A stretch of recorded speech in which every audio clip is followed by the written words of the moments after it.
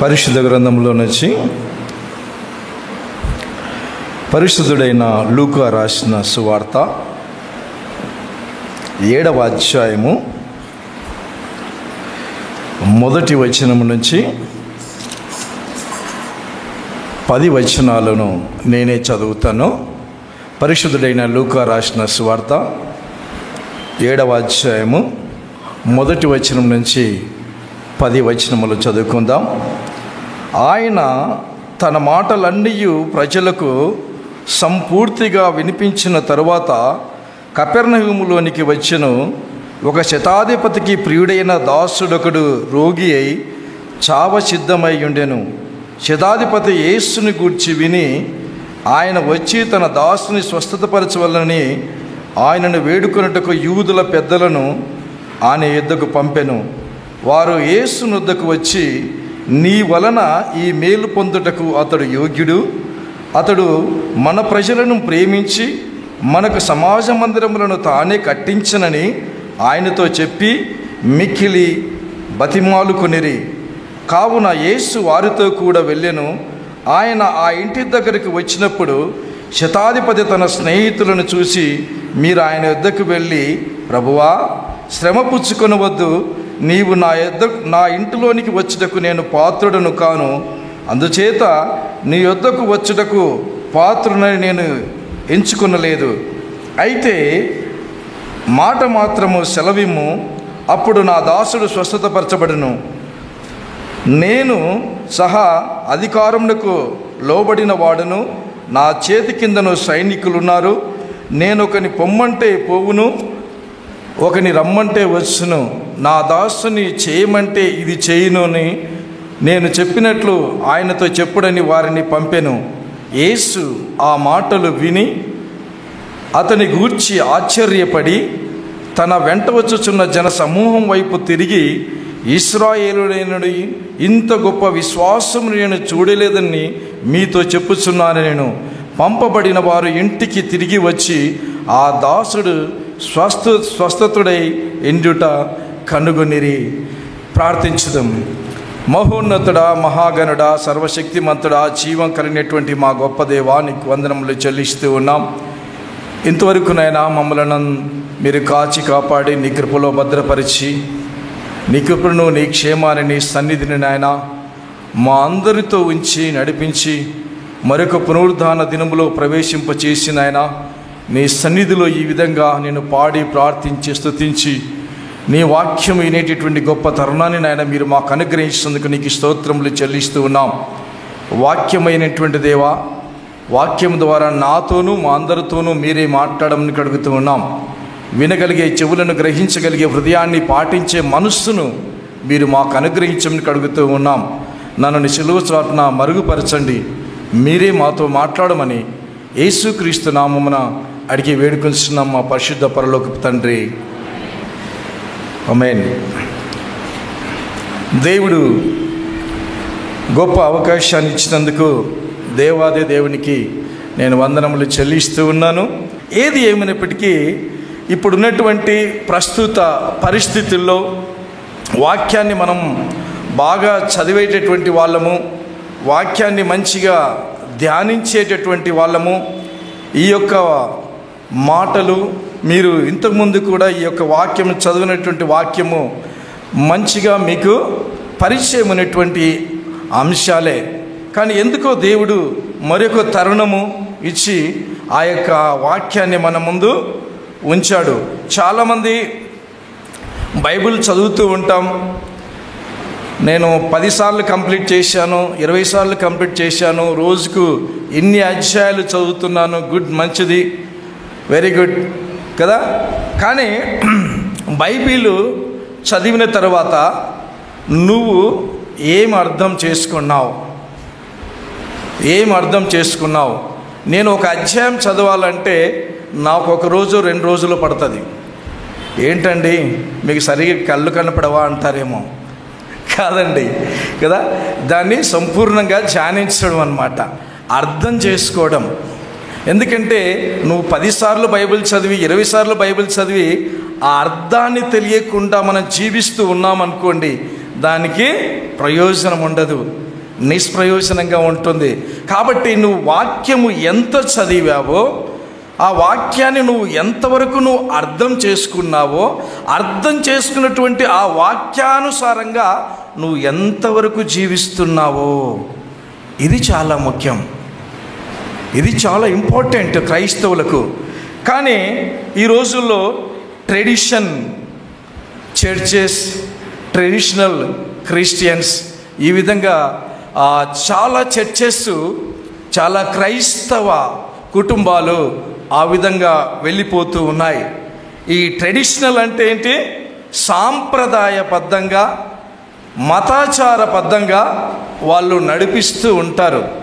ఇది యేసుక్రీస్తు ఆ రోజు శాస్త్రులను, పరిశీలను కూడా ఇలాంటి సాంప్రదాయ పద్ధతులు, ఇలాంటి పారంపర్యాచారం ప్రకారంగా వచ్చేటటువంటి పద్ధతులు ఈరోజు మనం చూస్తే అవి చాలా కుటుంబాల్లో, చాలా చర్చెస్లో, క్రైస్తవ జీవితాల్లో అవి ఉన్నాయి.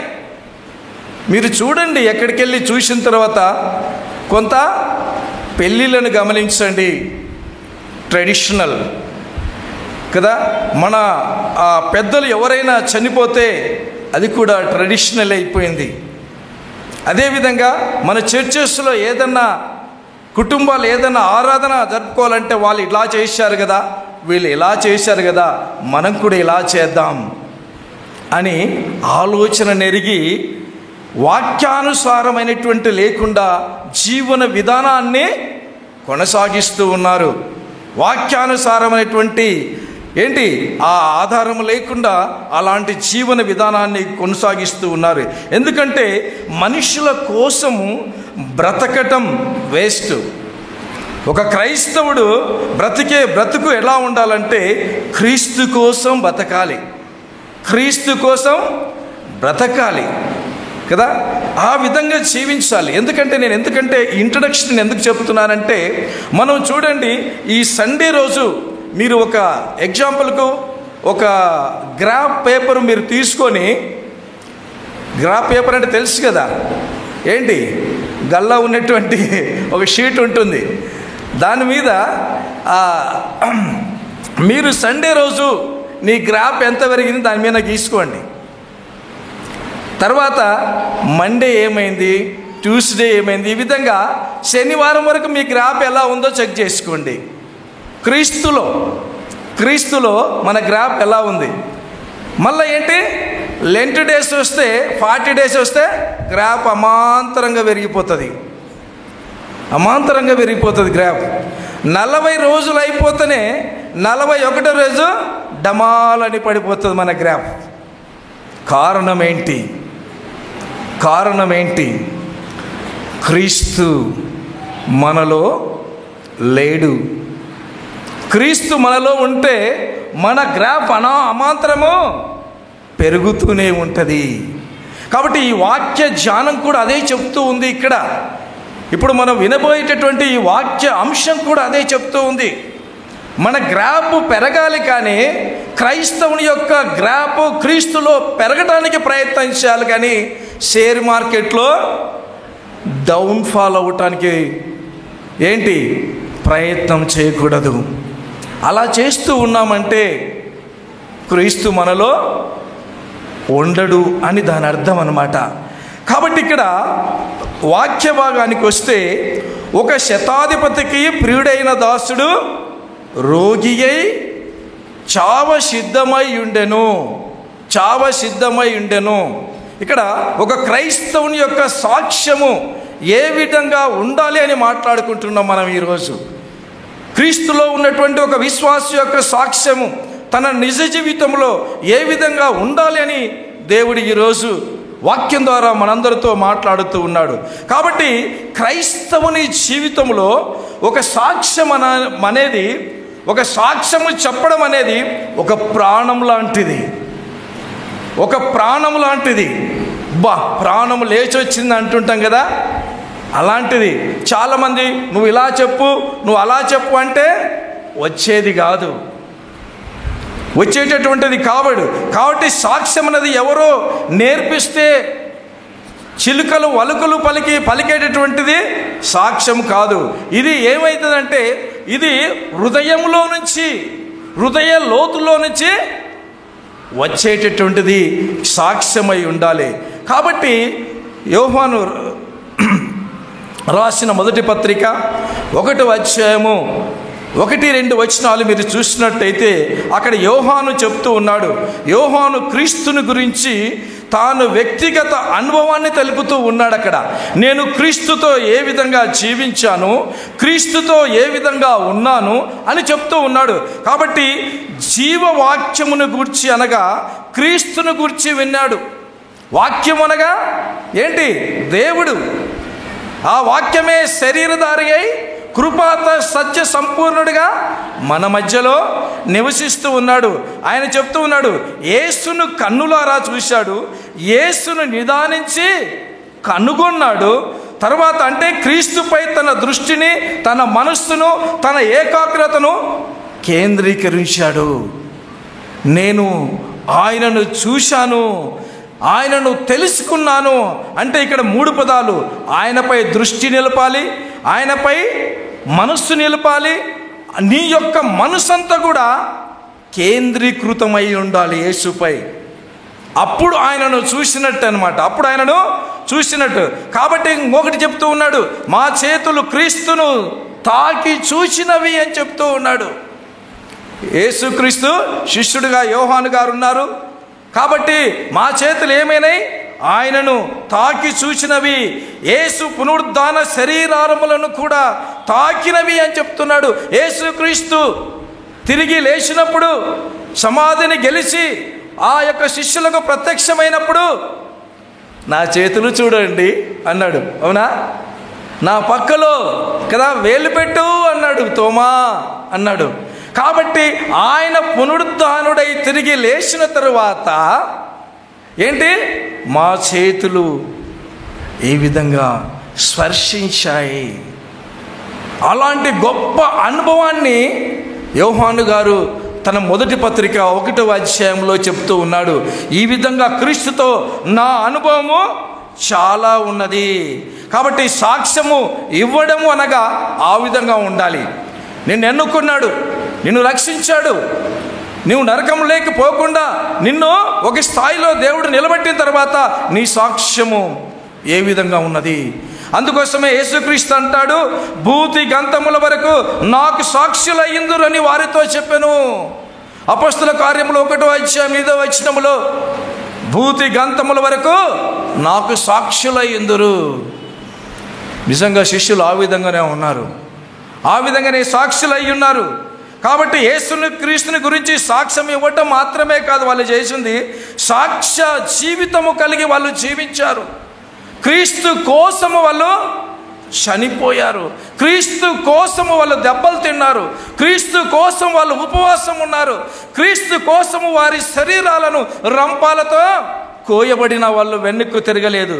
అందుకోసమనే అపొస్తలుల కార్యం 4వ అధ్యాయం 20వ వచనములో చెప్తాడు, పేతురు యేసుక్రీస్తు అతి సన్నిహితుడైనటువంటి శిష్యులైనటువంటి యోహాను పేతురు చెప్తూ ఉన్నాడు, మేము కన్న వాటిని విన్న వాటిని గురించి చెప్పకుండా ఉండలేమన్నారు. ఎంతమందిమి చెప్తూ ఉన్నాం మనం, ఎంతమందిమి చెప్తూ ఉన్నాం మనం. యేసుక్రీస్తువు ఏం చేశాడో ఆ కార్యాలు మేము ఏవైతే విన్నామో, ఏదైతే కన్నులారా చూశామో, ఏదైతే కుష్ఠరోగులను ఆయన బాగు చేస్తే ఆ విషయాలను చూడగలిగామో, ఎందుకు నోరు మూసుకుంటా? నేను ఎందుకు నోరు మూసుకుంటా? వాటిని చెప్తాను, వాటిని వివరిస్తాను అని గట్టిగా సాక్ష్యం ఇస్తూ ఉన్నారు. కాబట్టి సాక్ష్యం ఇచ్చు సాక్ష్యాలుగా జీవిస్తూ చివరకు ఏమైపోయినారు తెలుసా? హతసాక్షులు అయిపోయినారు. చివరకు హతసాక్షులు అయిపోయినారు. కాబట్టి ఇప్పుడు చదివినటువంటి ఈ వాక్య భాగంలో 3 అంశాలు మనకు కనపడతాయి. ఏంటి? ఏ విధమైనటువంటి సాక్ష్యాలు ఉన్నాయి అని అనుకుంటే, మనిషి తన ఎదుటి మనిషిని గురించి చెప్పేది ఒకటి, మనిషి తన ఎదుటి మనిషిని గురించి చెప్పేది ఒకటి, తనను గురించి తాను చెప్పుకునేది రెండవది, మూడవది ఏంటంటే దేవుడే తన బిడ్డల గురించి చెప్పేది. ఈ 3 అంశాలు ఈ 10 వచనాల్లో మనకు కనపడతాయి. ఈ 3 అంశాలు ఈ 10 వచనాల్లో మనకు కనపడతాయి. దేవుడు కూడా సాక్ష్యం చెప్తూ ఉన్నాడా? What a wonderful! ఎంత మంచి విషయము కదా. ఇతరులు మనల్ని గురించి సాక్ష్యం చెప్పాలంటే చాలా ఇదిగా ఉంటారు. కాబట్టి ఇప్పుడు చదువునటువంటి వాక్య భాగములో అన్యుడైనటువంటి శతాధిపతి గురించినటువంటి ఈ ఉదంతంలో ఏం జరుగుతుందంటే, ఆయన రోమా సైన్యములో ఆయన శతాధిపతి, అంటే ఆయన కింద 100 మంది సైనికులు ఉంటారు. 100 మంది సైనికులు ఉంటారు. కాబట్టి శతాధిపతి అంటే సామాన్యమైనటువంటి వ్యక్తి కాదు. ఆ రోమా ప్రభుత్వములో, ఆ రోమా సామ్రాజ్యంలో శతాధిపతి అంటే ఆ యొక్క రాజ్యానికి ఒక వెన్నెముక లాంటి వాడు. అర్థమవుతుందా? ఒక వెన్నెముక లాంటి వాడు. మనకు వెన్నెముకలో ఏదో చిన్నగా ఒక బాల్ పనిచేయలేదు అని అంటే ఏంటి, మనం నడవలేము. కాబట్టి అలాంటి వెన్నెముక లాంటి వాడు. కాబట్టి ఈ నూతన నిబంధన గ్రంథములో శతాధిపతులను గురించి చాలా చక్కగా వ్రాయబడింది. మంచి మంచి శతాధిపతులు ఉన్నారు, వాళ్ళని గురించి చక్కగా రాయబడింది. కాబట్టి ఒక నమ్మకానికి, వాళ్ళ దేశం కోసం ప్రాణాలు పెట్టడానికైనా వాళ్ళు సిద్ధమవుతారు. అలాంటి శతాధిపతి. కాబట్టి శతాధిపతి తన సేవకుని ఎడల ఏం కనపరిచాడు? అసాధారణమైన ప్రేమను కనపరిచాడు. తన యొక్క బానిస ఎడల, తన యొక్క సేవకుని ఎడల, తన దగ్గర పని చేస్తున్నటువంటి ఆ పనివాని ఎడల అసాధారణమైనటువంటి ప్రేమను కనపరిచాడు. మంచి శ్రద్ధను కనపరిచాడు. తన సేవకుని ప్రేమించడమే కాకుండా అతని కొరకు ఎంతో త్యాగపూరితమైనటువంటి పనికి సిద్ధపడినాడని చెప్పవచ్చు. మన దగ్గర పనిచేసే వాళ్ళకు మనం ఎంతవరకు సిద్ధపడుతున్నామో తెలియదు. పనిచేసేవాడు దేవుడెరుగు. పక్కనున్నవాడికి సహాయం చేద్దామంటాడు. చెడగొట్టే దాంట్లో మొదటి గ్రూపులో మానవులు ఉంటారు. కాబట్టి రోమా చట్ట పరిధిలో సేవకులు అనేవాడు ఒక బానిస అన్నమాట. ఆ బానిసకు రైట్స్ ఉండవు. ఆ బానిసను ఆ యొక్క యజమాని ఏమైనా చేయొచ్చు. ఆ యొక్క బానిసను తన్నొచ్చు, గుద్దొచ్చు, లేకపోతే వాడిని చంపేయచ్చు. ఎవడు కూడా అడిగేవాడు లేడు. అలాంటి రోజులవి. అలాంటి పరిస్థితుల్లో ఒక జీవించుతున్నటువంటి ఒక వస్తువు మాదిరిగే చూస్తారు. ఈ రోజుల్లో మన ఇళ్లలో ఎంతమందిని మనం చూస్తూ ఉన్నాం. మన సొంత వారిని మనం చూస్తూ ఉన్నాం. మన అత్తలను మనం చూస్తున్నామా లేదా? కోడన్లో చూస్తున్నారా లేదా? మామలు చూస్తున్నారా లేదా? మామలు ఎడల అల్లుల ప్రేమ ఏ విధంగా ఉన్నది? ఒక వస్తువు మాదిరే చూస్తూ ఉన్నారు. ఏం వాక్యం చదువుతూ ఉంటాం, వాక్యమును ధ్యానిస్తూ ఉంటాం, మైండ్కి ఎక్కి హృదయంలోకి ఇంకదు. హృదయంలోకి ఎప్పుడైతే ఇంకదో ఈ కార్యకలాపాలు, పైన ఉన్నటువంటి కార్యకలాపాలు ట్రెడిషనల్ సైడ్ మారుతాయి. ఇక్కడ నువ్వు మారవు, అంతే. నువ్వు అలానే వెళ్ళిపోతూ ఉంటావు. యజమానికి బానిసపై పూర్తి హక్కులు కూడా ఉంటాయి. కాబట్టి ఆ పరిస్థితుల్లో రోమా సైన్యంలో ఉన్నటువంటి ఆ శతాధిపతి కింద ఉన్నటువంటి ఇతను, వాళ్ళు ఎలాంటి వాళ్ళు తెలుసా? రాబందులు లెక్క ఉంటారు. వాళ్ళు కనికరం కూడా చూపరు. అలాంటి పరిస్థితుల్లో, అలాంటి వారి మధ్యలో అధికారిగా జీవిస్తూ అన్యుడిగా ఉండినా కూడా తన యొక్క సాక్ష్య జీవితం ఈ యొక్క గ్రంథంలో వ్రాయబడింది. తన యొక్క సాక్ష్య జీవితం ఈ గ్రంథంలో వ్రాయబడింది. ఒకసారి మనం గమనించాలి. మొదటిగా శతాధిపతిని గురించి యూదుల పెద్దల సాక్ష్యం చెప్తూ ఉన్నారు. మీరు 7వ అధ్యాయము 3, 5 వచనాలు, 3, 4, 5 వచనాలు చూసినట్టయితే శతాధిపతిని గురించి యూదులైనటువంటి పెద్దలు వాళ్ళు సాక్ష్యం చెప్తూ ఉన్నారు. ఏమని చెప్తున్నారు? నీ వలన ఈ మేలు పొందుటకు అతడు యోగ్యుడు. పెద్దలు చెప్తూ ఉన్నారు సాక్ష్యము. అయ్యా, యేసయ్యా అడిగాడు కదా శతాధిపతి, అతడు యోగ్యుడు. కాబట్టి ఈ మేలు మీరు చేయాల్సిందే అని చెప్తూ ఉంటారు. చాలామంది ఏమనుకుంటారంటే ప్రభువు నుంచి ఏదైనా పొందగలిగే యోగ్యత మనకు పుష్కలంగా ఉంది అనే మనం అనుకుంటూ ఉంటాం. అది అయోగ్యత కిందికి వస్తుంది. ఎందుకంటే వారి యొక్క భక్తి భావ జీవితాలు వాళ్ళు ఎస్టిమేషన్ చేసుకొని నాకేం తక్కువ, పాట పాడతా కదా, ప్రసంగం చేస్తా ఏంటి, ఆరాధన చేస్తా ఏంటి, సమస్తము నాకు బాగా తెలుసు కాబట్టి నేను అయోగ్యుణ్ణి కదా, నేను యోగ్యుని ఏకురాల్ని అనుకుంటున్నావా?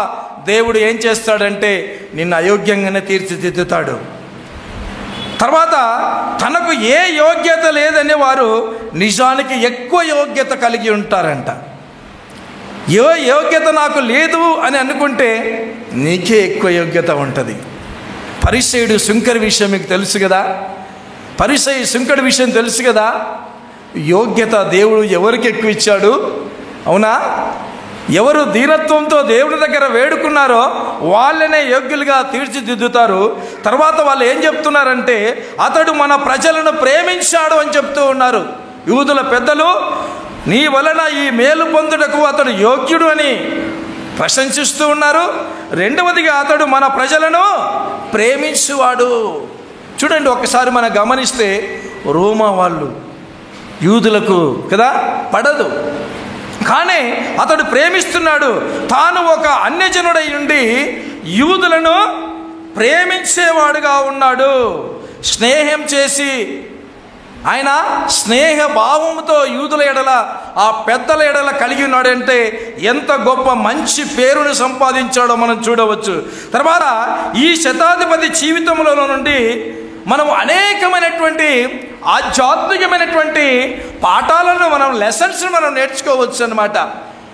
అనేకమైనటువంటి స్పిరిచువల్ నాలెడ్జ్ని మనం సంపాదించుకోవచ్చు. స్పిరిచువల్ గ్రోత్ను మనము పెంచుకోవడానికి ఎంతో ఆస్కారం ఉన్నది.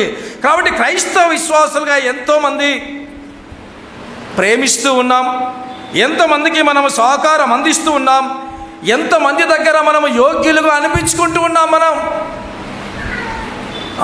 మేము చూశామండి అంటారు. మనల్ని గురించి చెప్పినప్పుడు మాకు చెప్పొద్దండి అంటారు. కానీ ఎందుకు మనకు ఆ యోగ్యత లేదు? ఎందుకు మనకు ఆ సాక్ష్యం లేదు? తోటి మన ఫ్రెండ్కు మనం మన యొక్క పరిచయం చేయలేము యేసుక్రీస్తుని గురించి. అమ్మగారిన నేను చూశానండి అని మాట్లాడుతూ ఉంటారు.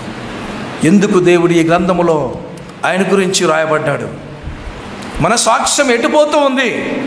ఎందుకు మనం జీవించేటటువంటి సంఘములు అయితేనేమి, ఆ పరిసర ప్రాంతాల్లో అయితేనేమి, నువ్వు ఎందుకు క్రీస్తుగా సాక్షిగా ఉండలేకపోతూ ఉన్నావు? She is a Christian, is a Christian, Christian boy, క్రైస్తవులు అండి వాళ్ళు అని ఎందుకు మన గురించి సాక్ష్యము చెప్పలేని స్థితిలో వేరే వాళ్ళు ఉంటూ ఉన్నారు. మూడవదిగా వాళ్ళు ఏం చేస్తున్నారంటే ఒక సమాజ మందిరం కట్టించాడు. అతను సమాజ మందిరాలను కట్టించాడు. ప్రేమకు తాత్కారణంగా సమాజ మందిరాలు కట్టించాడు. ఎంత మంచి పనులు చేశాడో చూడండి. సమాజ మందిరాలు, సినగోగులు కట్టించాడు. ఆ రోజు యూదులు ఇట్లా కోడుకొని సమాజ మందిరాల్లో, యేసుక్రీస్తు కూడా సమాజ మందిరాల్లో ఆయన బోధించేవాడు. పర్వత ప్రాంతాలు, సరస్సు తీరాలు కదా, ఈ విధంగా ఉండి ఆ విధంగా మన ప్రజలకు పెద్దలు చెప్తూ ఉన్నారు. యేసుక్రీస్తు దగ్గరికి వెళ్ళి మన ప్రజలకు ఆ శతాధిపతి ఏం చేశాడు తెలుసా? సమాజ మందిరాలు కట్టించాడండి. అంత మంచివాడు. మనం ఎన్ని దేవాలయాలు నిర్మించాము, ఎన్ని దేవాలయాలు పునరుద్ధరించామో మనం గుర్తు చేసుకోవాలి. క్రైస్తవులు పెద్దలుగా, కమిటీ మెంబర్స్గా కదా, వాళ్ళ ప్లాను వాళ్ళు చేస్తూ ఉన్నారు. ఇంకా చర్చెస్ విషయంలో ఏం చేయాలి, ఆ చర్చి విషయంలో ఏం చేయాలి. కాబట్టి ఇది చాలా బరువు బాధ్యతతో కూడినటువంటి పనులు వాళ్ళకు అప్పచెప్పారు. వాళ్ళకే కాదండి, మనకు కూడా అప్పచెప్పాడు. ఎన్ని దేవాలయాలను కట్టాం మనం. దేవాలయాన్ని చాలా డబ్బు కావాలి బ్రదర్, దేవాలంటే ఏంటి చాలా స్థలం కావాలి బ్రదర్ అంటున్నాడు. కానీ నూతన నిబంధనలో ఏం చెప్తున్నాడంటే, కొరింథీయులకు రాసిన మొదటి పత్రిక 3వ అధ్యాయం 16వ వచనము, మీరు దేవుని ఆలయమై ఉన్నారనియు దేవుని ఆత్మ మీలో ఉన్నదనియు మీరెరుగరా అంటున్నాడు. ఈ దేవాలయాన్ని కట్టండి సరిపోద్ది, ఆ దేవాలయాన్ని కట్టమంటున్నాడు. మీ హృదయమే దేవుని ఆలయమై ఉన్నది. ఎంత మంది హృదయాలను మనం కట్టగలిగాం. సీనియర్స్గా మీరు కట్టింటారు, కానీ ఒకరికొకరు క్వశ్చన్ చేసుకోవాలి. మనం ఎంతమందిమి, మనము ఎన్ని దేవాలయాలను మనం పునరుద్ధరించాం అంటే క్రీస్తు దగ్గరికి రాలేనటువంటి వాళ్ళను, క్రీస్తు చెంత లేనటువంటి వాళ్ళను, లేదా సంఘములో నుంచి తప్పిపోయినటువంటి వాళ్ళను, సంఘము విడిచి వెళ్ళిపోయినటువంటి వాళ్ళను, సంఘము విడిచి వెళ్ళిపోయినటువంటి గొర్రెలు ఉంటాయి కదా, వాటి విషయంలో ఏమైంది? పునరుద్ధరించాలి కదా, వాటిని పునరుద్ధరించాలి కదా, గాయపడిన వాటిని పరామర్శించాలి కదా, ఆ గాయాలను కట్టాలి కదా. అట్లే కానీ కూల్చేవారిగా మనం ఉండకూడదు కదా, దేవాలయాలను కూల్చేవారిగా మనం ఉండకూడదు. సూటిపోటు మాట్లాడి చర్చికి రాకుండా చేసేటటువంటి వారిగా మనం ఉండకూడదు. ఆ మనస్తత్వాలని దేవుడు మనకు ఇవ్వలేదు. కాబట్టి మన కోసము, మన ప్రజల కోసము, మన యూదుల కోసము, మన జనాంగం కోసము ఈ శతాధిపతి సమాజ మందిరాలను కట్టించాడు. మనం ఏం కట్టిస్తూ ఉన్నాం? ఎన్ని కుటుంబాలను మనం రక్షించాం? ఎంతమందిని దేవుడి దగ్గరికి తీసుకొని రాగలిగాం? ఒక్కసారి ఆలోచన చేయవలసిన అవసరం ఎంతైనా ఉన్నది. పేతురు రాసిన మొదటి పత్రిక 2వ అధ్యాయం 15-16 వచనాల్లో ఆత్మ సంబంధమైన మందిరముగా కట్టబడుతున్నారు. ఆత్మ సంబంధమైనటువంటి మందిరముగా కట్టబడుతూ ఉన్నారు. నీ మందిరంలో దేవుడు ఉన్నాడా? నీ మందిరంలో దేవుడు తిష్టేసి కూర్చున్నాడా లేదా? ఒక్కసారి మనం ఆలోచన చేయవలసిన అవసరము ఎంతైనా ఉన్నది. ఒకసారి చూడండి, ఒకసారి మన మొబైల్ ఫోన్ తీసినట్టయితే మన హృదయం అనే మందిరములో దేవుడు ఉన్నాడా లేదా? ఆయనతో మన కనెక్టివిటీ ఉందా లేదా? ఆయన సన్నిధి మనతో ఉందా లేదా? నాది ఎయిర్టెల్ సిమ్. తర్వాత ఏంటి, ఈ సిమ్కు బిఎస్ఎన్ఎల్ సిగ్నల్ వస్తుందా? బిఎస్ఎన్ఎల్ సిగ్నల్ రాదు. ఎందుకని రాదు? ఈ ఫోన్ పనికిమాలిందా? లేదా మీ దగ్గర ఎయిర్టెల్ ఉందనుకోండి, బిఎస్ఎన్ఎల్ సిగ్నల్ వస్తుందా? రాదు. ఎందుకని రాదు? అంటే మీ ఫోన్ పనికిమాలిదా? మీ ఫోన్ పనిచేయదా? పనిచేస్తుంది. ₹1,00,000 ఫోన్ అయినా సరే నీకు ఎయిర్టెల్ సిమ్ ఉంటే బిఎస్ఎన్ఎల్ సిగ్నల్ వస్తుందా? రానే రాదు. ఎందుకు రాదు అని అంటే, నీ దగ్గర బిఎస్ఎన్ఎల్ సిమ్ ఉంటేనే ఆ సిగ్నల్ వస్తాయి. నీ దగ్గర ఎయిర్టెల్ ఉంటేనే ఎయిర్టెల్ సిగ్నల్ వస్తుంది. కాబట్టి నీ దగ్గర, నీ మందిరములో, నీ హృదయం అనేటటువంటి ఆలయములో, పరిశుద్ధమైనటువంటి దేవుడు నిర్మించినటువంటి నీ హృదయంలో దేవుడు నివాసం ఉంటేనే దేవుని సిగ్నల్ వస్తాయి. ప్రైజ్ ద లార్డ్, హల్లెలూయా. అంతేనా? అంతే. సిగ్నల్ రావాలంటే ఆయన కూర్చోవాలి. ఏంటి, సిమ్ము ఉంటేనే, ఏ సిమ్ అయితే ఉంటుందో అదే సిగ్నల్ వస్తుంది. నీకు సైతాను వచ్చి కూర్చున్నాడంటే వాన్ సిగ్నలే నీకు వస్తుంది. ఎంత కనెక్ట్ చేద్దామంటే కూడా సిమ్ము వేరేది వేసావు కదా. యేసుక్రీస్తు హృదయంలో ఉండాలి. వేరే వాళ్ళు దేవుని యొక్క సన్నిధిని అనుభవిస్తూ ఉంటారు. నువ్వు అనుభవిస్తలేవు అంటే కారణం ఏంటంటే సిగ్నల్ సరిగా లేదు, వీక్ అవుతుంది సిగ్నల్, ఫోన్ కట్ అయిపోద్ది. వస్తే ఒక సిగ్నల్ వచ్చిపోతూ ఉంటుంది. కారణం ఏంటో తెలుసా? దైవ సన్నిధి వచ్చిపోతుందంటే నీ దగ్గర బలమైనటువంటి సిగ్నల్ లేదు, ఆయన ఉండాలా. కాబట్టి క్రీస్తుని ప్రియటువంటి వాళ్ళారా, మనం మందిరాలు కట్టేవారిగా ఉండాలి. పడిపోయినటువంటి, శిథిలమైనటువంటి ఆ యొక్క మందిరాలను మనము పునరుద్ధరించాలి. ఎవరైతే క్రీస్తుకు దూరమైనారో, క్రీస్తు అంటే వాళ్ళు వెళ్ళిపోయినారో, సంఘం అంటే వెళ్ళిపోయినారో, నువ్వు అక్కడికి వెళ్ళు. నువ్వు అక్కడికి ఎల్లు, ఆలయాన్ని కట్టడానికి నువ్వు ప్రయత్నం చేయి. సమాజ మందిరంలో అదే చేస్తూ ఉన్నాడు. సమాజ మందిరాలు కట్టించాడు అని చెప్తూ ఉన్నాడు. కాబట్టి వెనుకకు జారిపోయినటువంటి వారిని, ఎంతోమంది పడిపోయినటువంటి వారిని, ఉజ్జీవము లేక కృంగిపోయినటువంటి బిడ్డలను మీరు దర్శించాలి. ఆ యొక్క ఆలయాలను కట్టడానికి, దేవుని మందిరంగా కట్టడానికి నువ్వు ప్రయత్నం చేయాలి. రెండవదిగా ఈ శతాధిపతిని గురించి స్వకీయ సాక్ష్యము 7వ అధ్యాయము 6-8 వచనాలు మీరు చదివినట్లయితే, ఇంటికెళ్ళి చదివినట్లయితే, నేను 100 మందికి అధికారినై ఉన్నానని చెప్తున్నాడు. ఏంటి? ఆ యొక్క అధికారాన్ని దుర్వినియోగం పరచక విశ్వాసంతో వేడుకుంటూ ఉన్నాడు. రోమ్లో ఉన్నాడు, యేసుక్రీస్తు కూడా అదే ప్రదేశంలో ఉన్నాడు. నా సంగతి తెలుసా, నేను శతాధిపతిని, రమ్మను అని అనలే. అధికార దుర్వినియోగం చేయలేదు. ఆయన విశ్వాసంతో ఆయన వేడుకుంటూ ఉన్నాడు. విశ్వాసంతో ఆయన వేడుకుంటూ ఉన్నారు. ఈరోజు అధికారం వచ్చిందంటే కళ్ళు నెత్తికెక్కుతాయి. అవును, ఇది సత్యం, ఇది నిజం. కాబట్టి ఎప్పుడు కూడా అలాంటి మనుష్యులను చూడడు, దిల్ ఉండదు. వాళ్ళ లోపల యేసుక్రీస్తు యొక్క ప్రేమ వాళ్ళ లోపల ఉండదు. కాబట్టి ఈ నిష్ఠ కలిగినటువంటి ఆ యూదులు అన్యజనుల ఇంటిలోకి వెళ్ళరు. నిష్ఠ కలిగినటువంటి యూదులు అన్యజనుల్లోకి వాళ్ళ ఇంట్లోకి వెళ్ళరు. శతాధిపతి అన్యుడు, రోమియుడు.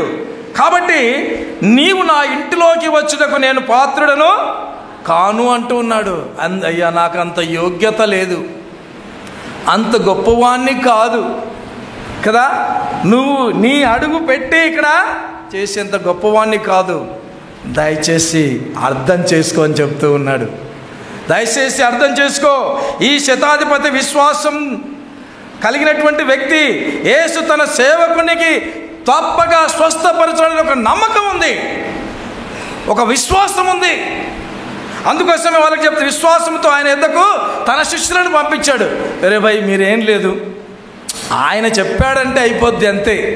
ఆయన మాట ఇచ్చాడంటే మావాడు బాగుపడతాడు, నా దాసుడు బాగుపడతాడు, నా యొక్క బానిస బాగుపడతాడు, నా ఇంట్లో పని చేసేవాడు బాగుపడతాడు. ఆయన మాట సెలవిచ్చే సరిపోతుంది. నా ఇంటిలోకి వచ్చుటకు నేను పాత్రుడను కాను, ఆ యోగ్యత నాకు లేదు. ఈ రోజుల్లో ఆధ్యాత్మికమైనటువంటి అహంకారం ఉంటుంది చాలా మందిలో. అది నాశనానికి దారితీస్తుంది, అది క్రీస్తు మాటల్లోనే చెప్పాడు. స్వార్థ భాగాల్లో మనం చదివినట్టయితే క్రీస్తుని సంపూర్ణంగా మనం అర్థం చేసుకుంటాం. కాబట్టి ఆ విధంగా ఆయన తాను గురించి చెప్పుకుంటూ, యేసుక్రీస్తును ఈ విధంగా ఉందయ్యా, నువ్వు మాట మాత్రం సెలవిస్తే సరిపోతుంది, నా యొక్క దాసుడు ఏమైపోతాడు, స్వస్థత చెందుతాడు, స్వస్థత పడతాడు. కాబట్టి మీరు వెళ్ళి ఆయనను వేడుకోనండి. మన దగ్గర కొద్ది ఉంటే మనం చాలా చేస్తూ ఉంటాం. మనం ఎంతనో ఆకాశానికి ఎత్తుతూ ఉంటాం. ఇదో ఈ పాస్టర్ కాదండి, నువ్వు ఆయన బోధ విన్నావా అంటాడు. వీళ్ళు బైబిల్ చదవరు, ఎప్పుడు ప్రదస్తమానం టీవీల ముందర కూర్చొని ఆ యొక్క చూస్తూ ఉంటారు. కానీ ఇక్కడ వాక్యంలో ఉన్నది ఏంటిది అని మనం చూస్తూ ఉన్నామా? వాక్యంలో ఏం చెప్పబడుతుందని చూస్తూ ఉన్నామా? వాక్యమే దేవుడై ఉన్నాడు కదా, వాక్యం దగ్గరికి మనం ఎందుకు రాలేకపోతూ ఉన్నాం? మూడవదిగా శతాధిపతిని గురించి యేసు సాక్ష్యం చెప్తూ ఉన్నాడు. 7వ అధ్యాయము 7-9 వచనాల్లో మీరు చూసినట్టయితే శతాధిపతిని గురించి యేసుక్రీస్తు సాక్ష్యం చెప్తూ ఉన్నాడు. ఏమని చెప్తూ ఉన్నాడంటే, దేవుని ప్రజలు అని పేరు పొందిన ఇశ్రాయేలులో లేని విశ్వాసం యేసు ఇతనిలో చూస్తూ ఉన్నాడు. ఏం చేశాడు? దేవుని ప్రజలలో లేనటువంటి 9వ వచనాన్ని మీరు చదివినట్టయితే, యేసు ఈ మాటలు విని అతని గూర్చి ఏమవుతున్నాడంట? ఆశ్చర్యపడినాడంట, వండర్ అయిపోయినాడంట. ఆ మాటలు విని యేసు ఆశ్చర్యపోవడం అంటే మామూలు విషయమా? మామూలు విషయం కాదు. ఆయన అన్ని ఆలోచన చేస్తాడు. హృదయ యొక్క అంతరంగంలోకి ఆయన తొంగి చూస్తాడు. మనం ముఖం వచ్చేస్తూ మనం చూసేసి మనం మాట్లాడుతూ ఉంటాం, కానీ ఆయన హృదయంలోకి తొంగి చూశాడు. వాడి యొక్క విశ్వాసం ఏంటి అని ఆ యేసు ఆ మాటలు విని అతని గూర్చి ఆశ్చర్యపడినాడు. తన వెంట వచ్చుచున్న జన సమూహం వైపు తిరిగి చూశాడు. వెళుతూ ఉన్నాడు. ఆయన యొక్క శిష్యులు ఆ శతాధిపత్యకు సంబంధించిన వాళ్ళు ఎదురొచ్చి ఇదంతా చూసినప్పుడు ఆయన వింటూ వస్తున్నాడు. అయ్యా, నువ్వు రాకున్నా పర్వాలేదు, నువ్వు మాట ఇస్తే సరిపోతుంది, నా శతాధిపతి యొక్క దాసుడు బాగుపడతాడు, ఇవి చెప్పాడు, నువ్వు మాట చాలు సెలవిస్తే సరిపోతుంది అని చెప్పాడు. అప్పుడే సడన్గా ఆగిపోయినాడు. సడన్గా ఆగిపోయి ఇలా తిరిగాడనమాట. అది యాక్చువల్గా అక్కడ రాయబడింది. అంటే చూడండి, వాళ్ళందరికీ కూడా చెప్తూ ఉన్నాడు, వాళ్ళందరి గురించి మాట్లాడుతూ ఉన్నాడు, వాళ్ళందరికీ సాక్ష్యంగా ఆయన చెప్తూ ఉన్నాడు. మీరందరూ ఒకసారి వినండి అంటాం కదా, మీరు దయచేసి అల్లరి చేయకుండా వినండి అంటుంటాం కదా మనం. కాబట్టి ఆయన ఒకసారి అక్కడ చూస్తూ ఉన్నాడు. కాబట్టి ఇశ్రాయేలులోనే విశ్వాసము యేసు ఇతనిలో చూశాడు. తన సొంత జనాంగం, తన సొంత ప్రజలలో కూడా ఈ గొప్ప విశ్వాసం ఎందుకు లేదు? ఈ వాక్యం చదువుతుంటే నిజంగా దేవుడే సాక్ష్యం చెప్తున్నాడంటే, ఒక అన్యుని గురించి ఒక క్రైస్తవుడు ఎక్కడ ఉన్నాడు? నీ గురించి నా గురించి దేవుడు సాక్ష్యం చెప్పాలంటే నీ గ్రాఫ్ ఎక్కడ ఉండాలో చూడండి, ఒక్కసారి అర్థం చేసుకోండి. ఏం బయటికి పెద్ద ప్రొజెక్షన్ అని లేదు, శతాధిపతిది పెద్ద బూరలు పెట్టి పెద్ద ఇదంతా చేయలేదు. కాబట్టి ఈ పెద్దలు ఉన్నారు కదా, కమిటీ మెంబర్సు పెద్దలు మీరంతా ఉన్నారు. మీరు ఇతరుల గురించి అదో ఆ అమ్మాయి మంచిది, ఆ అబ్బాయి మంచోడు, ఆమె గారు ఈ విధంగా క్రైస్తవురాలు క్రీస్తులో ఉంటుంది, వీళ్ళు క్రైస్తవులు వీళ్ళు క్రీస్తులో ఉంటారు అని మనం చెప్పగలుగుతున్నామా?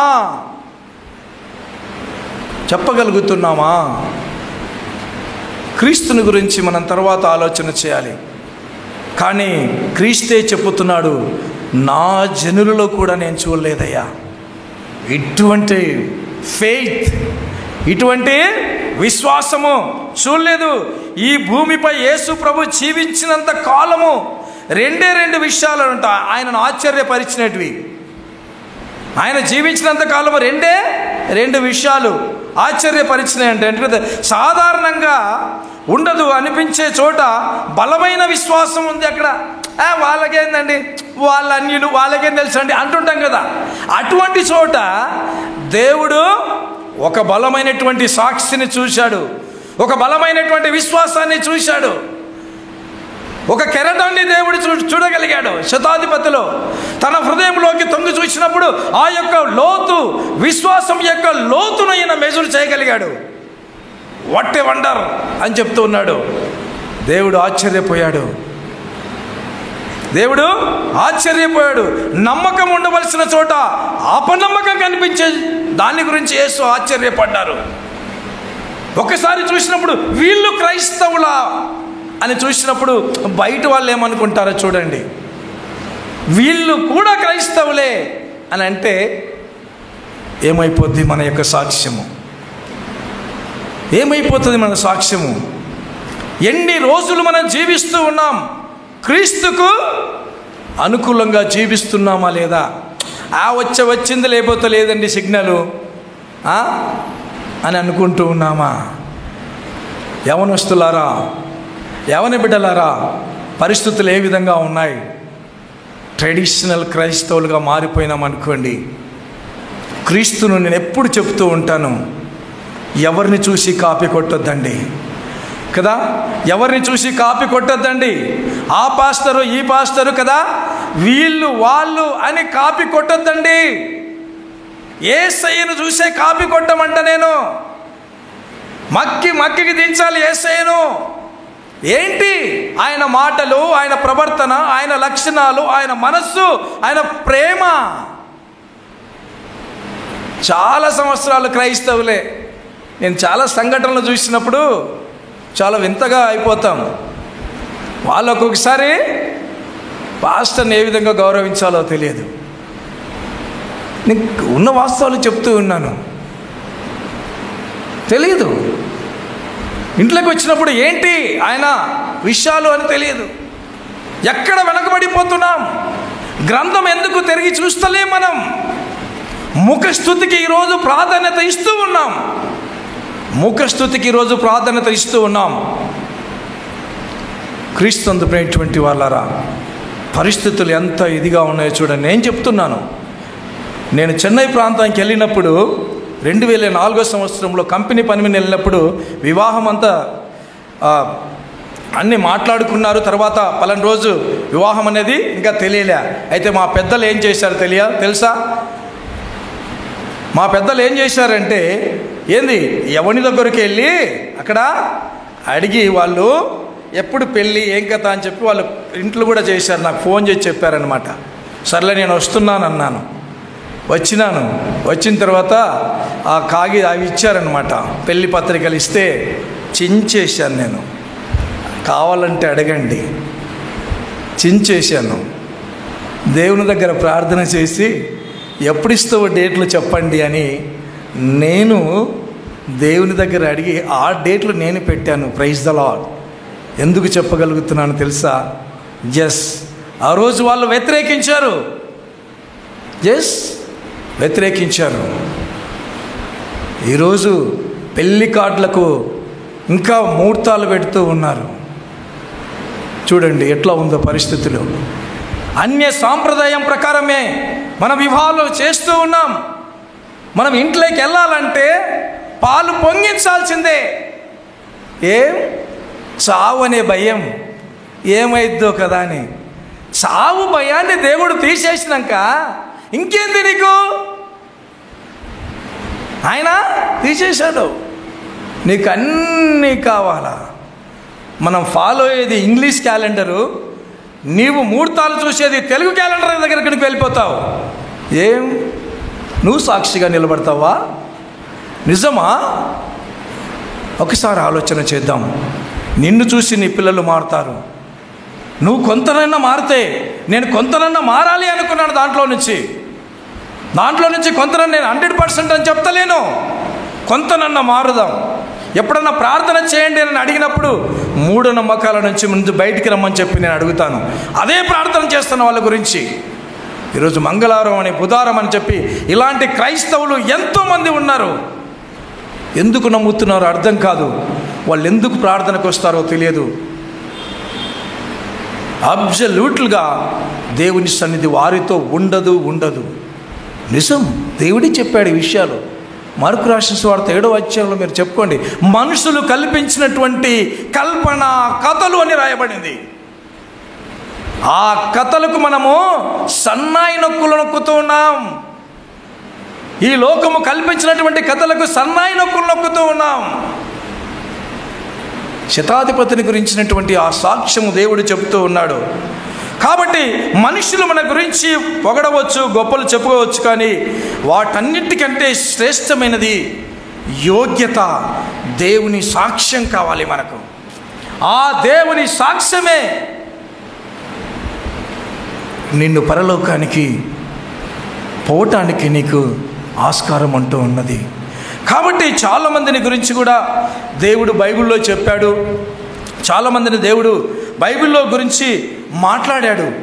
నా యొక్క ప్రియమైనటువంటి వాళ్ళు దేవునికి సంబంధించినటువంటి వాళ్ళు యోబు గ్రంథం 1వ అధ్యాయము 8వ వచనంలో మీరు చూసినట్టయితే, అందుకు యెహోవా, నీవు నా సేవకుడైన యోబు సంగతి ఆలోచించిదివా?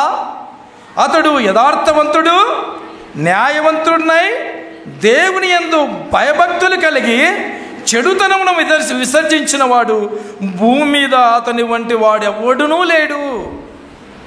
ఎంత మంచి సాక్ష్యం చెప్తూ ఉన్నాడు చూడు. రే ఇట్రా అన్నాడే, చూసినావా మా యోబుని చూసావా అని చెప్తూ ఉన్నాడు. సైతాను గడిగా చెప్తూ ఉన్నాడు, చూసావా నా యోబుని చూసావా అని చెప్తూ ఉన్నాడు. నీ గురించి నా గురించి కదా, మా వాడిని చూసావా, మా అమ్మాయిని చూసావా, నా యొక్క చిల్డ్రన్స్ని చూశావా అని చెప్పుకోవాలా దేవుడు చెప్పుకోవాలి. అదే చెప్తున్నాడు. అందుకు నీవు నా సేవకుడు అని చెప్తూ ఉన్నాడు. నా సేవకుడిని చూశావా అంటూ ఉన్నాడు. మిమ్మల్ని కూడా ఆ రోజు అంటాడు, నా సేవకురాళ్ళు, నా బిడ్డలు కదా, ఏంటి నా కమిటీ మెంబర్స్, నా యొక్క సంఘ పెద్దలు, నా యొక్క దైవ సేవకుడు అని ఆయన ఆ రోజు చెప్తాడు. మనకు చెప్పే విధంగా మనం ప్రిపేర్ కావాలని చెప్తూ ఉన్నాను. బ్రదర్ చెప్పాడు కదా, ఇది సరిపోతుందేమో అనుకోకండి. అందుకోసమే దేవుడు చెప్తూ ఉన్నాడు కదా, నా సేవకుడైన యోబు సంగతి ఆలోచించితివా అంటూ ఉన్నాడు. అట్లా నా అంటాడు దేవుడు. అంత ప్రేమ నువ్వంటే అంత ప్రేమ దేవునికి. ఈరోజు ఆ ప్రేమ కావాలి. అతడు యథార్థవంతుడు, న్యాయవంతుడై దేవుని యందు భయభక్తులు కలిగినటువంటి వాడు, చెడుతనాన్ని విసర్జించినటువంటి వాడు కదా. ఆ రోజు స్క్రీన్ మీద చూపిస్తాడు, మనల్ని ఒక్కొక్కరిని నిలబెడతాడు. నేనేం తప్పు చేశాను అని ఈరోజు అడుగుతూ ఉంటారు కదా మన పిల్లలు, మనందరినీ ఏం తప్పు చేశాను అని అంటారు కదా సింపుల్గా. అన్నప్పుడు పెద్ద స్క్రీన్ వేసేస్తాడనమాట. వేసేసి ఇక్కడ చూడు, నేను నా అనుకున్నాను, నావాడు అనుకున్నాను కదా, నా సేవకురాలు అనుకున్నాను అని తర్వాత స్క్రీన్ మీద చూస్తే మన యొక్క పరిస్థితులన్నీ కూడా బయటపడతాయి. యోబుని గురించి సాక్ష్యం ఇస్తూ ఉన్నాడు దేవుడు. ఎంత గొప్ప మాటలు దేవుడు సాక్ష్యం ఇవ్వడము. కాబట్టి దావీదుని గురించి కూడా సాక్ష్యం చెప్తున్నాడు దేవుడు. అపొస్తలుల కార్యం 13వ అధ్యాయం 2వ వచనములో, నేను యెష్షయి కుమారుడైన దావీదును కనుగొంటినని, అతడు నా ఇష్టానుసారుడైన మనుష్యుడు, అతడు నా ఉద్దేశములన్నీ నెరవేర్చునని చెప్పి అతని గురించి సాక్ష్యం ఇచ్చెను. నా హృదయానుసారుడు, నా హృదయంలో ఏముంటే ఆలోచనే ఉంటుంది వాడిలోన. తర్వాత కనుగొన్నాను, నిన్ను కనుగొన్నాడు. ఏ చీకటి జనాంగములో మన జీవితాలు ఉంటే దేవుడు తీసుకొని వచ్చాడు, వెలుగు తీసుకొని వచ్చాడు. కానీ మన బల్బులు ఏమవుతున్నాయంటే కదా, మెలుక్కు అంటూ ఉన్నాయి. వెలుగు ఇచ్చినట్టునే ఉన్నాం, కానీ అటు వెలిగియలేకపోతున్నాం, ఇట చీకట్లో ఉండలేకపోతున్నాం. కాబట్టి ఆయన తలుపు ఎదుట ఉండి తట్టుచూ ఉన్నాడు. దేవుడు నిన్ను కనుగొన్నాడు. ఆయన ఇష్టానుసారంగా నిన్ను పెంచి పెద్ద చేసి ఒక కుటుంబంగా నిన్ను తయారు చేశాడు. నువ్వు ఏ విధంగా ఉన్నావు? అదేవిధంగా ఆయన మోషేను గురించి సాక్ష్యం ఇస్తాడు. మోషేను గురించి సాక్ష్యం ఇచ్చి దేవుని ఇల్లంతటిలో నమ్మకంగా ఉండెను అని సాక్ష్యం ఇస్తాడు. హెబ్రీయులకు రాసిన పత్రిక 3వ అధ్యాయం 5వ వచనములో, మోషే దేవుని ఇల్లంతటిలో నమ్మకంగా ఉండెను. నీకు ఇచ్చినటువంటి ఈ చిన్న పనిలో నువ్వు ఏ విధంగా ఉన్నావు? నీకు ఇచ్చినటువంటి ఈ యొక్క చిన్న పనిలో నువ్వు ఏ విధంగా ఉన్నావు? ఎంత నమ్మకంగా నువ్వు జీవిస్తూ ఉన్నావు? ఎంత నమ్మకంగా నువ్వు జీవిస్తూ ఉన్నావు? కాబట్టి నువ్వు సీరియల్ చూస్తే నీ పిల్లలు సీరియల్ చూస్తారు. నమ్మకం పోతుంది, అక్కడ నమ్మకం పోతుంది కదా. ఇక్కడ పెద్దలుగా ఎందుకు దేవుడు కూర్చోబెట్టాడు తెలుసా? ఒక బాధ్యతనిచ్చాడు. ఒక బాధ్యతనిచ్చి కదా, సీనియర్స్గా మిమ్మల్ని ఎందుకు దేవుడు నిలబెట్టాడో తెలుసా? ఒక బాధ్యతనిచ్చాడు. నీకు తలాంతులు ఇచ్చాడు. ఆ తలాంతులను ఉపయోగిస్తున్నావా లేదా? దేవుని నమ్మకాన్ని వమ్ము చేయకూడదు. దేవుడు నమ్మి అది నీకు అప్పచెప్పాడు. ఆ సేవ విషయంలో నువ్వేం చేస్తూ ఉన్నావు? ఆ సేవ విషయంలో నువ్వు ఏం చేస్తూ ఉన్నావు? కాబట్టి ఈ యొక్క శతాధిపతి గురించి యూదులు సాక్ష్యం చెప్తూ ఉన్నారు, మొదటిది. రెండవది, ఆయన సమాజ మందిరాలు కట్టించాడు.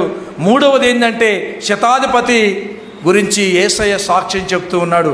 పెద్దలు సాక్ష్యం చెప్తూ ఉన్నారు. యేసుక్రీస్తే సాక్ష్యం చెప్తూ ఉన్నాడు. నీ గురించి ఏమని సాక్ష్యం చెప్తూ ఉన్నాడు దేవుడు?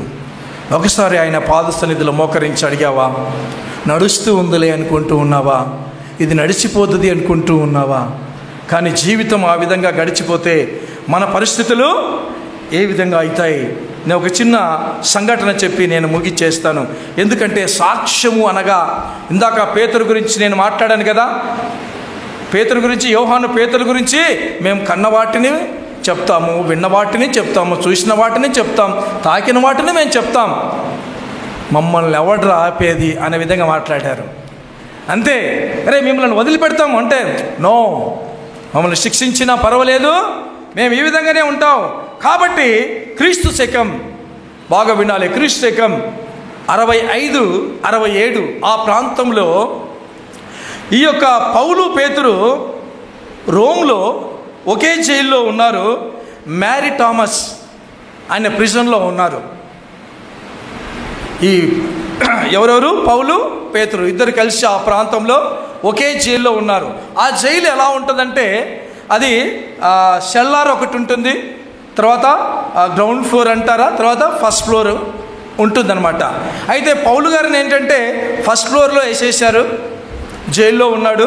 తర్వాత పేతురును ఏంటి ఆ సెల్లార్ ఉంటుంది కదా దాంట్లో వేసేసారు. దాదాపుగా వాళ్ళు 1.5 year జైల్లో ఉన్నారు. 1.5 year వాళ్ళు జైల్లో ఉన్నారు. కాబట్టి ఈ యొక్క పేతురు ఏంటో తెలుసా? పేతురు దాదాపుగా 1.5 సంవత్సరం వరకు సూర్యుని చూడలేదు. అంత అండర్ గ్రౌండ్ లెక్కనే సూర్యుని చూడలేదు. ఎవరన్నా వస్తారు, ఒక 45 minutes వచ్చి అన్నం పెడతారు. తర్వాత పేతురు అన్ని దాంట్లోనే చేసుకోవాలి, అంత చీకటిమయమే. అలాంటి సమయంలో పేతురు 47 మందికి సువార్త చెప్పాడు. అక్కడ 47 మందికి సువార్త చెప్పి వాళ్లకు బాప్టిజం కూడా ఇచ్చాడు. ఎట్లా అంటే ఆ యొక్క రూములో ఒక నీటి బుగ్గ మాదిరి వచ్చేదంట. నేను గ్రంథంలో చదివాను. ఒక నీటి బుగ్గ మాదిరిది వస్తే దాని ద్వారా ఆయన బాప్టిజం ఇచ్చాడు.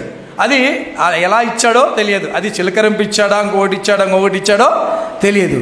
47 మంది పేర్లు ఆ యొక్క జైల్ గోడల మీద ఆ రోజు రాసి పెట్టారన్నమాట. తర్వాత ఏమైంది, ఈ యొక్క పౌలు గారు కూడా ఆ చివరి పత్రిక రాశాడు. అక్కడి నుంచి చివరి పత్రిక రాశాడు. తిమోతికి 2వ పత్రిక అక్కడి నుంచే ఆయన రాశాడు. పౌలు గారికి ఎందుకంటే ఫస్ట్ ఫ్లోర్లో ఉన్నాడు కాబట్టి ఎవరైనా వస్తే కొంచెం మాట్లాడటానికి, కొంచెం వాళ్ళు చూడటానికి, కాబట్టి ఆయన కొంచెము ఆ గ్రంథం రాయటానికి, ఆ పత్రిక రాయటానికి వీలైంది. కానీ ఇద్దరిని ఒకేసారి చంపేశారు. ఇద్దరిని ఒకే రోజు చంపేశారు. ఎందుకంటే ఇద్దరిని ఒకే రోజు చంపేశారు. ఒక ఆయననేమో పడమరికి తీసుకుని వెళ్ళి చంపేశారు, ఒక ఆయననేమో తూర్పుకు తీసుకుని వెళ్ళి చంపేశారు. ఎందుకంటే పౌలు గారైతే రోమీయుడు కాబట్టి, రోమా పౌరసత్వం కలిగినటువంటి వాడు కాబట్టి ఈ పౌలును సిలువ వేయలేదన్నమాట. సిలువ వేయలేదు కాబట్టి ఆయనకు శిరచ్ఛేదనము కత్తి తీసుకొని ఆయన తల నరికేసేశారు. దేవుని కోసం నిలబడింటే ఆ విధంగా అయిపోయింది. తర్వాత పేతురు ఏంటంటే దాదాపుగా 75 సంవత్సరాలు సిలువ వేసి చంపాలా. వాళ్ళు అన్నాడు, అరే భయ్ అన్న, నాకు సిలువ మా గురువుగారి మాదిరి వద్దండి, నన్ను ఎట్లా ఏమన్నాడు, తలకిందులుగా ఏమన్నాడు. ఈ తలకిందులు వేస్తే ఏంటో తెలుసా? దాదాపుగా 75 సంవత్సరాలు 80 సంవత్సరాలు ఉన్నటువంటి ఆ ఓల్డ్ మ్యాన్ ఏంటో తెలుసా? రక్తం వస్తుంది, ముక్కులో నుంచి రక్తం వస్తుంది, పేగులు వెనక్కి ఇదైపోతాయి, చాలా బాధను అనుభవిస్తావు, నరకాన్ని నువ్వు చవి చూస్తావు, అట్లా సిలువ వేస్తే అన్నాడు. పర్వాలేదు, నా గురువు గారంత యోగ్యత నాకు లేదు కాబట్టి నన్ను తలకిందుగా సిలువ వేయండి అన్నాడు. కాబట్టి ఆయనను తలకిందుగా సిలువ వేసి ఆయనను జూన్ 29వ తేదీ క్రీస్తు శకం 67వ సంవత్సరంలో చంపబడ్డారు ఇద్దరు. క్రీస్తునందు ప్రియమైనటువంటి వారలారా, కాబట్టి క్రీస్తు కొరకు ఆ విధంగా హతసాక్షులైనటువంటి వాళ్ళు ఉన్నారు. ఈరోజు మన త్యాగం ఏ విధంగా ఉన్నది?